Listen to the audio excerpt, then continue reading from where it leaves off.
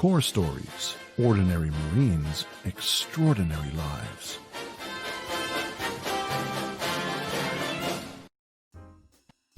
Hey everybody, thank you for tuning in again to Core Stories Innovators podcast. This week we interview Paul Gowin, who was a Mustang Marine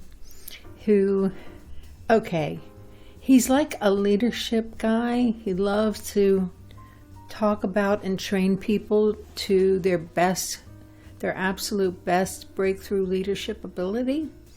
But we had a lot of fun, and we didn't talk about his innovation anywhere near as much as we should have, because we were having too much fun talking about Marine Corps history and all our favorites, and a couple little rants about some things that aren't so perfect about the Marine Corps.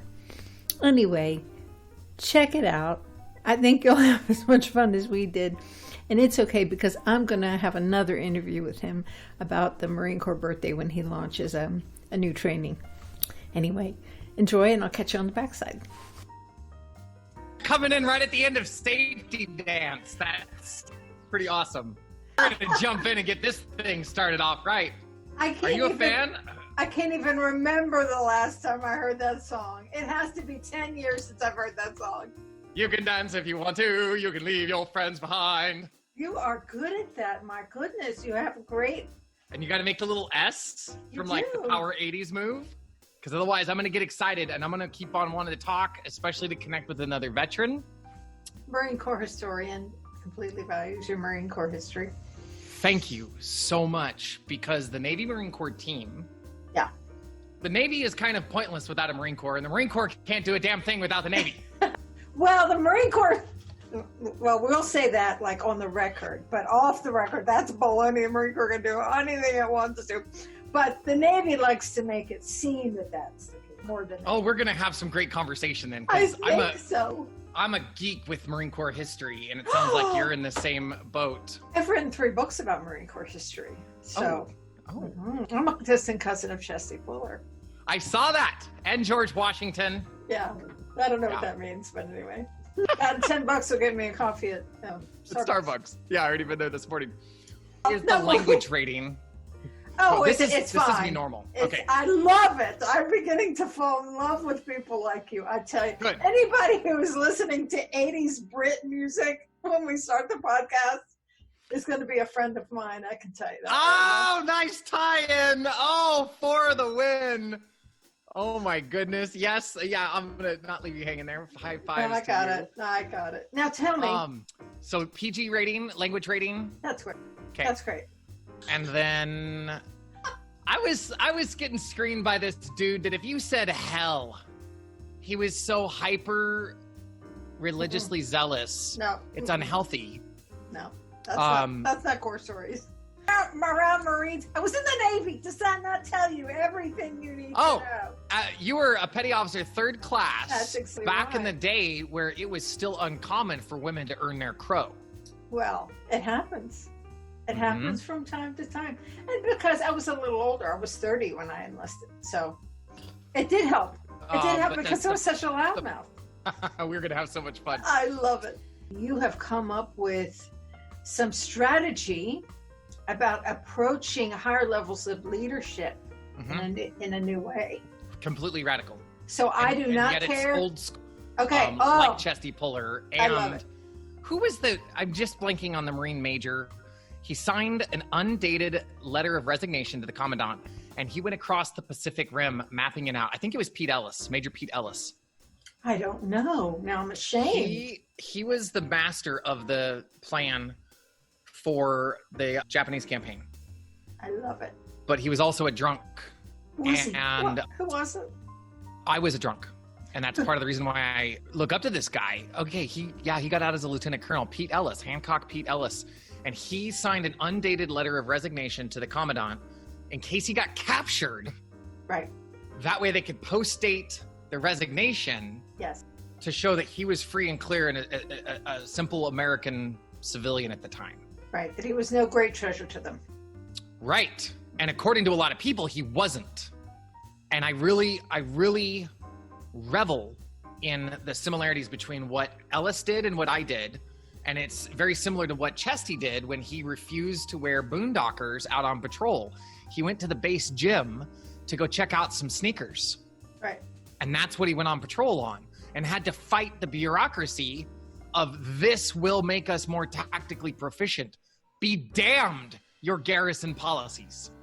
Are you a warfighter or not? So that's exactly right. That's exactly right. I love it. I love it. And so I have tons of stories. The majority of my career, I served around general officers, and that made me think differently. Go with that. What were you just talking about?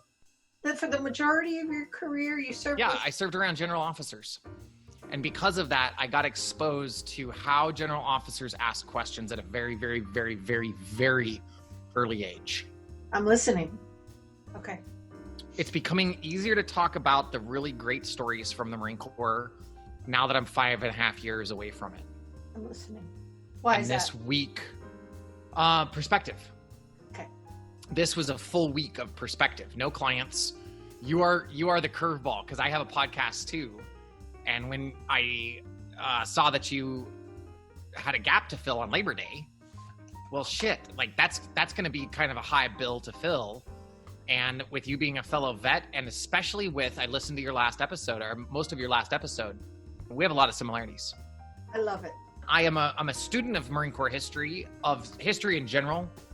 I really looked and I saw that what I was able to do as a Mustang officer, it changed the global theater of combat.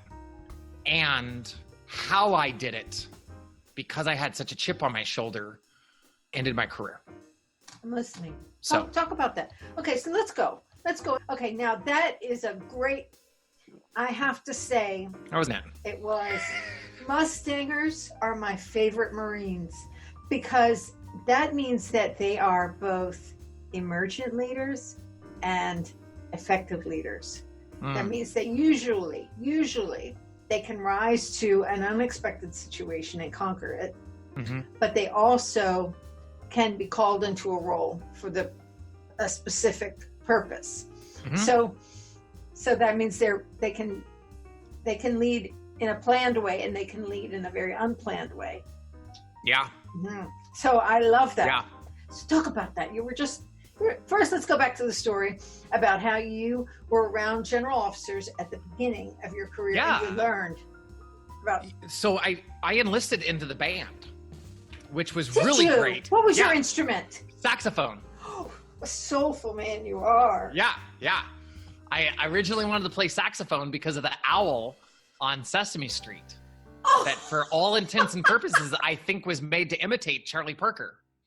Really? But I remember watching the owl on Sesame Street and seeing how cool the owl was.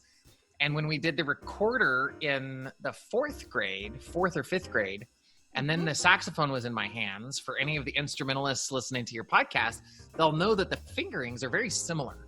Okay. From recorder to flute, and flute to clarinet, and clarinet to saxophone. Saxophone is just easy. It is so easy. What? You push a button, you get a note. You love blow air across the reed, you push a button, you get a note, and then all of the challenges happen. Most other instruments, it's a lot harder to get the note. Yeah. Saxophone, you can get the note, but then you have to bring it in tune. You have to bring it in harmony. You have to bring it to where people actually want to hear it. It doesn't sound like two cats in heat. So saxophone's a little bit tough. College for 2 years, drank and screwed my scholarship away. Met a buddy of mine who will come back later into this story in a minute, Brennan Burchard, Oprah Winfrey's coach, one of them. Has worked with Larry King, Ariana Huffington, Usher, Olympic athletes. And he and I were in the dorms for 2 years. I lived down the hall from him for 2 years, in 98 to 2000. His dad, What year was that? University of Montana. Wow. So yes, that means that half the state's population, all two of us, were living down the hall from each other. Stop it. So his dad was a 3-tour Vietnam veteran, Purple Heart winner, awarder. I don't know. Let me tell you something. Awarded. Let me Earned. tell you something. Minnesota has an inordinately high number of top-tier combat medal recipients, like per population. Yeah. Those northern states, I don't know what it is. I kind of think it's that Northern European background. But anyway, there's a very high number of Navy Cross, Silver Star, and and Medal of Honor recipients from Montana in the Marine Corps history. And Yeah, I met Gene Bell, one of the surviving members of the Iwo Jima Association. He was the member of the Marine Corps League in Bozeman. wow. My mentor as a kid, member of the Walking Dead. Wow. And then when I got out of the Marine Corps, I was at a campground outside of Yellowstone Park. And do you ever remember the movie The Sniper? I didn't see it. It's kind of a one-off, but the main character is from Montana and was captured and had his trigger finger cut off, amputated as part of the torture. I met the dude, or who said it was the dude. In the campground. In the campground, showed me his finger. Now this dude either sold me an amazing bill of goods, but he said enough stuff about marksmanship in the Marine Corps that it felt right. It felt like he was a Marine, and it felt like he had the marksmanship training. But I digress. Montana, Minnesota, Wisconsin, the Dakotas, a lot of veterans through that area, and a lot of heroism. That's to exactly your point. So I drop out of the Marine Corps, or drop out of college, enlist in the Marines. On a music program, you basically get to write your own ticket. And so I played and I auditioned high enough that I got to choose where my first duty station was. I played and auditioned high enough that I didn't have to go to my A school.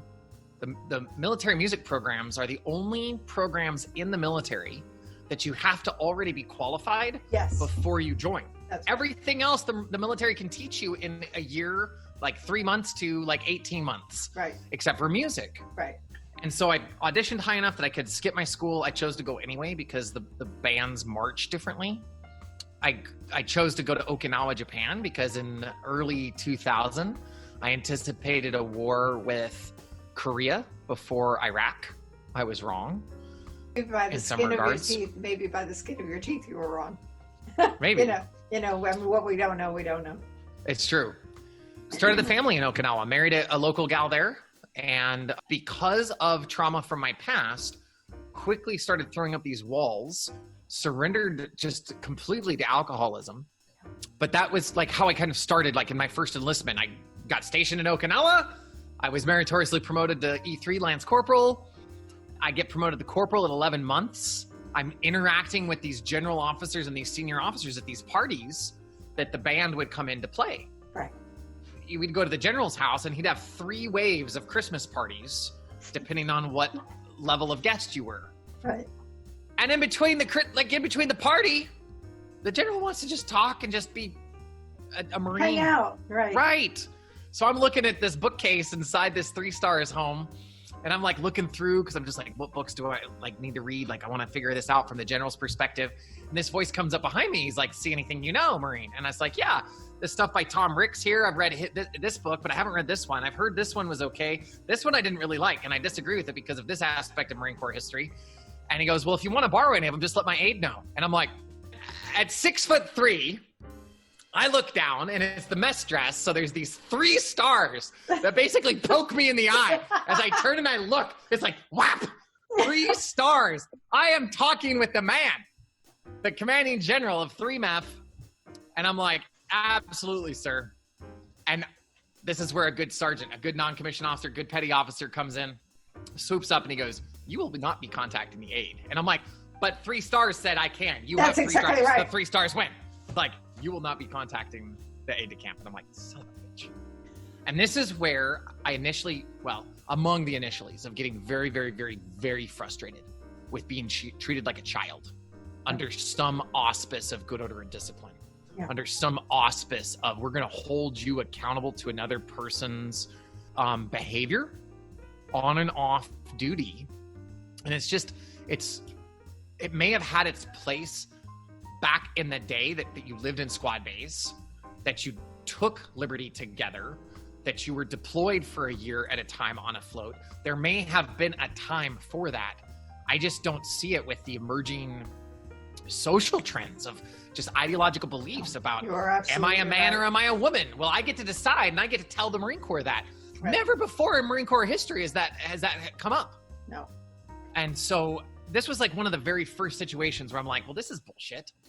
I've got an opportunity to direct to the man on the top, and now I have somebody else like cutting my legs out from underneath. Well, and who is this staff sergeant to override what a 3-star just said?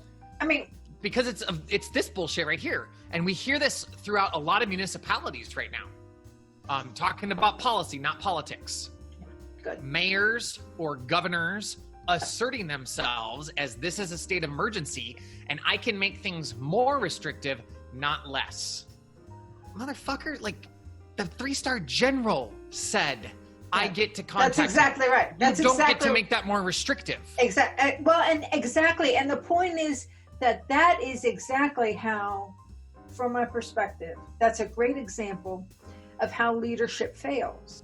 In other words, is it possible that the 3-star did not know what he was talking about?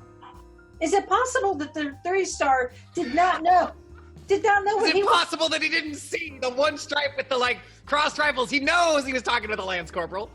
Is it possible that somehow he does not own those books for the moment? I mean, I'm just saying that's exactly how morale gets broken up, and that's exactly how leadership fails, because somebody like you is like so frustrated because they just, who do they listen to, for heaven's sakes? But as you could see, as everyone could see, that whatever is now going to be your problem if you don't do what he says.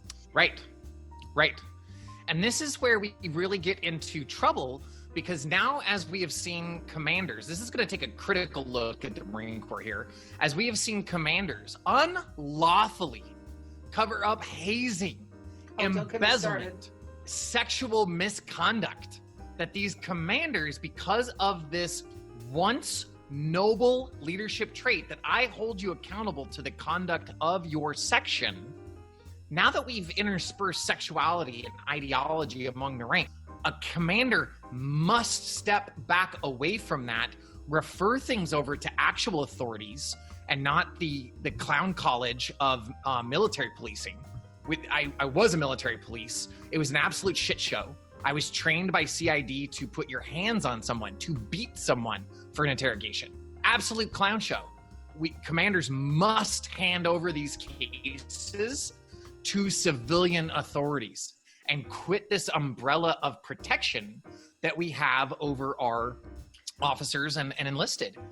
So a little bit of a soapbox there. I don't know if that's where we want to dig in. Well, I mean, listen, whatever it is that brought you to this place is of value to the audience, because it is a mystery to me, a very angry mystery to me, and I like to say it would be a big ass mystery to Chesty. How we got to hazing and sexual assault being absolutely okay. Yeah. I mean, I think to myself, I wasn't alive when my dog has a flea, and that's why he's thumping over. I like to think that Chesty would, I mean, there are examples of Chesty interfering with abuse between the ranks. Exactly right. Exactly right. And I don't know about the gender business, how he would have dealt with that, mainly because of the culture he was from. He was from, colonial Virginia, and it's very traditional in that time. But it would have shook his head. He wouldn't. I don't think he would have been able to comprehend it. But he would never have tolerated a young Marine coming saying, "I'm being bullied. I'm being hazed." Chesty would, 5'5" Chesty would have taken on any 6'4" Marine. And I have to say that I understand the good order and discipline thing about yanking somebody who's been accused out of a Marine Corps unit. I can understand how that would be a problem, but I don't understand how, at least temporarily, they're not removed until an investigation is complete. That does not sit well with me, especially because of the trauma. The impact of the trauma on the victim. Right. And the thing is that it goes on every freaking day right now, at least in the Navy. I know that it does. Perhaps in the Marine Corps. I'm with you. I'm completely with you on questioning all of that. And I do not know. I can't figure out how is it that this continues to this day. That was my soapbox. Because you have some of these leaders that, because of the chip on their shoulder, because of what they've experienced in their own past, they have this chip on their shoulder. And now with this authority, they are able to rise beyond what they saw was possible as they are remaining a victim. And I epitomized that. And I came across that repeatedly. And a very wise sergeant major pointed these things out to me as like, I recognize it in you because it used to be me, sir. As a first lieutenant in Afghanistan, just very, very, very wise, sage advice from this sergeant major. And part of the checks and balances is this displacement of what is enlisted business and what is officer business. And I had the great opportunity for some conversations with this Master Gunner Sergeant E9 in our section in Afghanistan, where he'd say, sir, you need to understand, this is enlisted business. And he would draw an E with a circle around it on the whiteboard. And this is officer business over here. And I said, oh, got it. Let me go ahead and rearrange the picture to the actual reality. I appreciate what you're trying to teach me, but I'm going to let you know around me, this is reality. And I erased the little circle around the O and I drew it inclusive of enlisted business. And I said, all of this is officer business. Good for you. I am ultimately responsible. So for you to tell me it's not my business is absolutely inappropriate. And I will not conform to that, Master Gunner Sergeant. Now, keep in mind, I had a chip on my shoulder. So how I would express these things is not nearly as eloquent or as in service as I am today.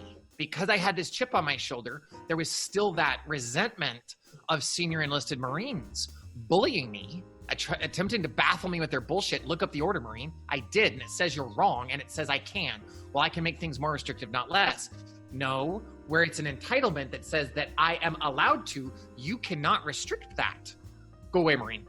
You're going to get this other working detail now. Like, and I'm just like, so this ultimately led band, military police, driver for a 1-star, which meant I was the lone other voice in the car. Yes. The lone set of ears in the car. He would say things to me that he could not say to the aide de camp because I was a fellow officer, Right. to the chief of staff, to the sergeant major.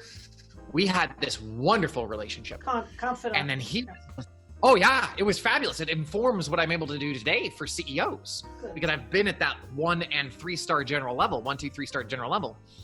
And then I got to have some cigars with a 3-star general at the end of the workday. I was good friends with his driver, and my boss was the deputy commanding general. So the 3-star would sometimes be in his office and then be like, hey, man, you smoke a cigar? I do now. And we'd go put our feet up on the rail on the outside of Building 1 in Camp Foster, Japan, in Okinawa, Japan. I love And I'd it. be sitting there having a cigar with a 3-star general. So when I accepted my commission, I was assigned to be an adjutant, S1 officer, normally personnel pay. And there's 2 major flavors of what I've noticed within this HR role, both in the military and out of it.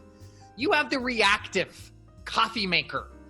Head gets kicked in to where they don't remember the beauty of their own face. And that person is what you typically see in HR because they're not part of the business plan. They are told, go make a job description, go find this person, come in and settle these disputes, make sure that nobody's making jokes that are inappropriate. Yep, that's all very reactive HR. Yep. There's also a proactive HR. The gal that I recommend for people's reading on the civilian side is Patty McCord, who wrote this book called Powerful. She's the HR genius that put herself in the heart of the business plan of Netflix. I love it. And then she didn't know coding, she knew people.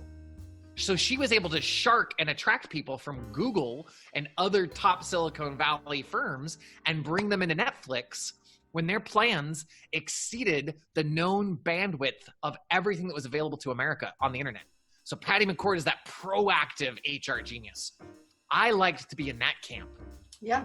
My job is people. I speak on behalf of people. Here's all of these policies that guide me in this.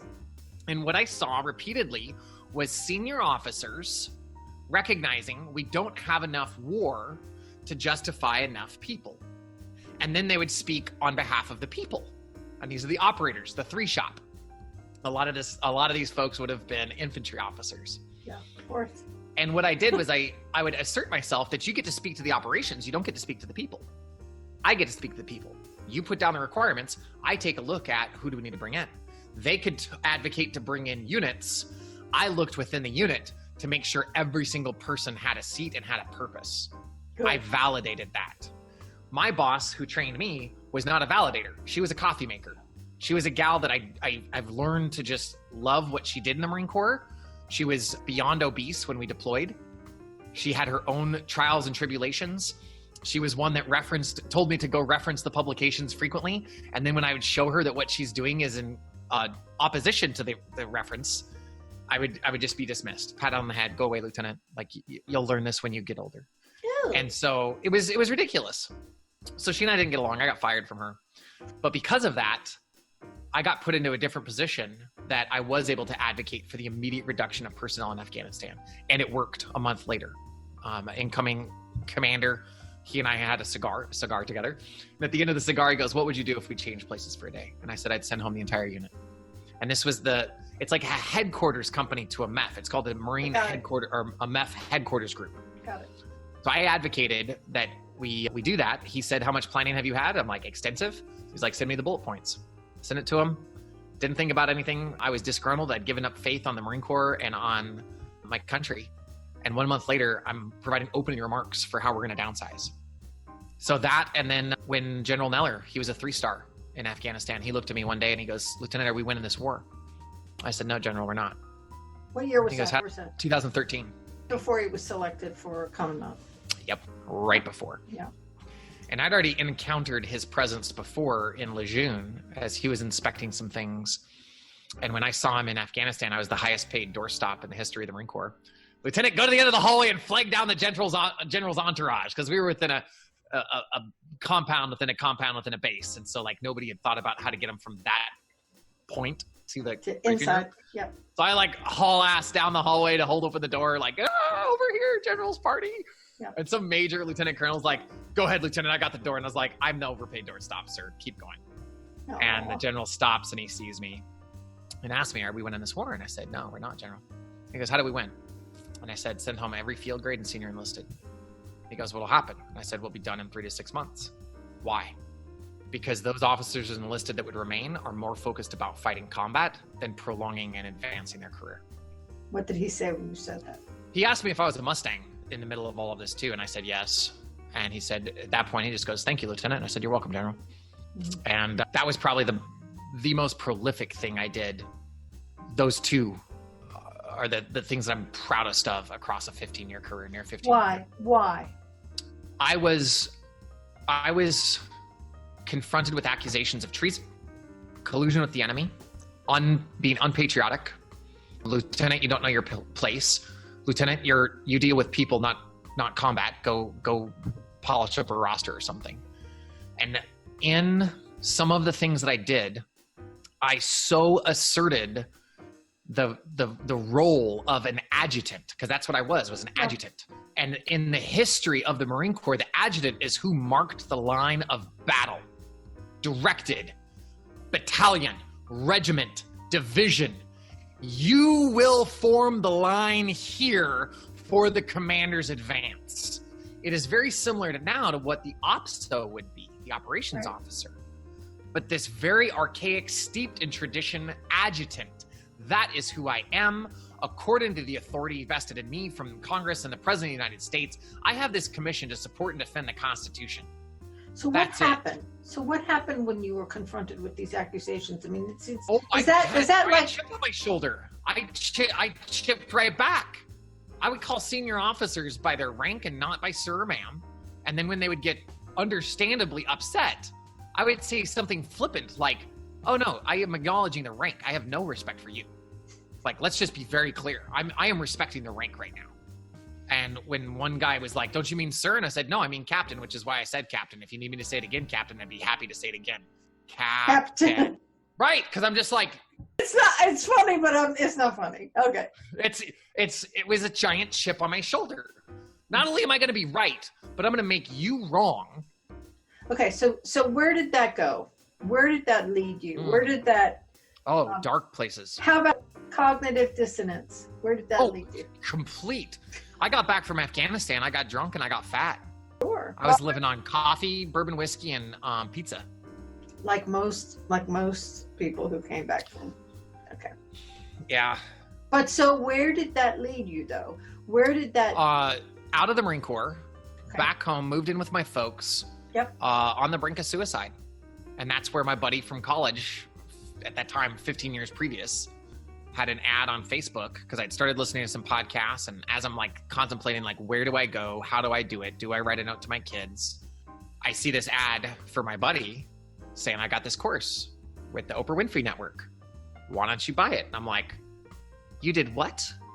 Like, in the last 15 years, if you were able to do this, I know I've got something left in the tank. So I started like really changing how I existed because I wanted to have a relationship with my kids. They're still in Okinawa. I have 3 kids now with my former wife out of Okinawa. And what I found was that with all of the literature around the power of positive thinking, that's undeniable. How do you get there? And as Marines, we take this crawl, walk, run approach that is standardized, that is duplicatable, that is scalable. Yeah. And what I saw was in the personal development literature, there's a lot of, well, just think better. Just be more grateful. Just be grateful for what you can do or what you get to do. And I'm like, that's still not crawl, walk, run. That's still run. Yeah. How do I break things down for that person that is standing on the edge of the abyss of depression, peering down into the darkness saying, I think suicide is more comfortable than what I am currently facing. And what I'm currently facing right now, but certainly if it's this bad now, it's only going to get worse in the future. So how did you, so keep talking. You learn to re-engage consent. That is what is required. And this is something the Marine Corps teaches, absent of the hazers, absent of the bullies, absent of the people that are hiding behind their rank. And I did it. I was one of those people that I found value within my rank, not within my flesh. So re-engaging... You know what I call those people? What do you call them? I call them Marine in uniform only. Yeah. Because I think that the Marine Corps does a better job at selecting people based on their morality, based on their character than any other branch of any military in history, I think. But there are so many places where that falls apart after boot camp. And what you're describing is a far more typical than atypical trajectory, morally speaking. Yes. And so you were fascinating me because I think there are so many Marines who want to come back to that Marine they were in their heart. Right. When that EGA was placed in their hand. And your nuanced discipline of your language is exactly what I teach. They want it. They don't have to do a damn thing. They have already, and this is a lot of the source of PTSD, is because I had to shoot that kid. I can't make sense of it. Because I had to deploy for a war that ultimately I found out I did not agree with it. Right. That doesn't make sense. And the make sense cycle gets stuck, kind of like an old washing machine that gets stuck on the spin cycle. As my cognitive loop just attempts to go into circular logic, because that's what it is, then through the consent in your language, you're able to step away and divest yourself of that chip on your shoulder. Do you know where the etymology of the phrase chip on your shoulder comes from? Tell me. Oh, it isn't coming from a duel kind of thing. Exactly. Yes. Yes. It is very much along the line of I throw down the gauntlet. That's days of old for knights. Shakespeare had, do you bite your thumb at me, sir? Yea, I bite my thumb, but not at you, sir. Right? It's this, are you flipping me the bird? No, I'm putting a wood chip on my shoulder and coming up and saying, knock it off. Right. No, you knock it off. The knock it off has stayed in our phrase, but knock what off? Knock the chip off your shoulder. I'm not going to knock it off. Quit looking for somebody to knock it off for you, because as soon as you would knock it off, bam, it's on like Donkey Kong. That's right.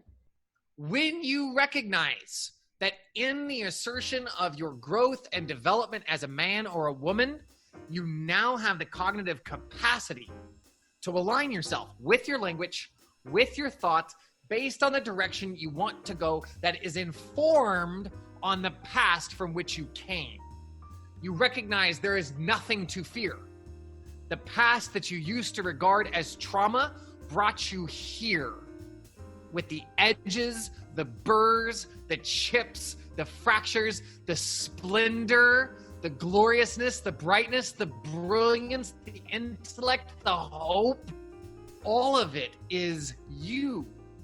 So when you can use your language to come in to say, I want to be a better person. That note that I wrote at the bottom of my sheet that night, November 12th, 2015, the night that I chose to stay alive, was I want to be daddy again. Not a father again. I'm not going to go donate sperm someplace and become a father de facto. I want to be daddy to my kids because I thought I had gone to this place of being unforgivable, unlovable, and there wasn't the expiration timer. The end of the game clock hadn't run out. There's still time. So what I do is I innovate with language. I study language. I study the etymology of phrases like chip on your shoulder and language like destiny and fate. Destiny has a much more higher act, like agency in it than does fate. Destiny is to take a stand. Fate is from fatus, which is spoken of by the gods. Right, that you're responding to, but you don't have agency over. Right, reaction, proaction. Exactly. So with the power of language, and this is something the Marine Corps teaches, at 2100, first squad will assault the hill in order to. There's no lack of clarity or agency in that. And when you learn how to repurpose these tools that make us so great of a fighting force, you can turn those swords into plowshares. And that's what I'm on now, is utilizing these pieces of how do we dial in mindset? How can you use the planning process from the Marine Corps, which is amazing. Bake a cake or invade Baghdad, use the same steps. Exactly. How do you do that for a peaceful end? Because that's the only way that the world continues. That there is an organization like the Marine Corps ready to come off leash and just very violently, swiftly, with high moral kill. If we lose those pieces, the noble actions of the Marine Corps turn into murder. Yeah, but that's exactly right. And that I'm fascinated by this because really what you're describing from my, basically surface understanding is you're describing processing. You're adding thought, intellect. Mm-hmm. I say something that may be considered blasphemous here, but I don't think that Chesty Puller was a particularly intelligent man. I think that he was an extraordinarily sensitive to his instincts Marine. I don't think there's anyone in Marine Corps history who could anticipate the enemy's action in the moment better than Chesty Puller. Historically speaking, the way he responded indicates that he knew what was coming. And Yes. from the Banana Wars to Korea, I mean, in any combat situation, in any environment, with any kind of enemy, he was able to anticipate it based on his instinct, I say. Yes. Experience, but instinct. I agree. And that does not equate to intellect. But in the end, it didn't appear he had PTSD. In the end, it didn't appear that he had cognitive dissonance. Because I think that all along he knew, look, I'm just doing what has to be done as a response to what's coming here. I'm just trying to keep the war from coming into coastal Virginia. It's a very different time, right? Well, not exactly. I think what I'm hearing you say is, look, if I can think about this differently, if I can think about what I participated in from a completely different perspective, Yes. and not overthink it, not complicate it with a whole lot of other. I do have to say that in the age of technology, there is so much opinion, and so many have come to second guess themselves. You go and explore why, and I say this, like, you feel the feelings till they don't need to be felt no more, and you use your intellect to guide and direct that emotional journey. So that way your emotions don't just Shanghai the trip. You use your, so this, I just got done with a 7-day retreat, and part of the questions were, why do I lack the discipline of which I am capable at work? What is required of me to serve at this next higher level? In exploring those pieces, there are times that stuff comes up and goes, well, this one time you did this and you failed. Oh, well, are you scared of that? Well, yeah. Okay, can you build something to mitigate that? Well, absolutely, I'm a Marine. This goes to civilians as well. Well, so one of the things was the last time I did a LinkedIn massive outreach campaign, I didn't have a good system to track. I didn't think anybody would respond.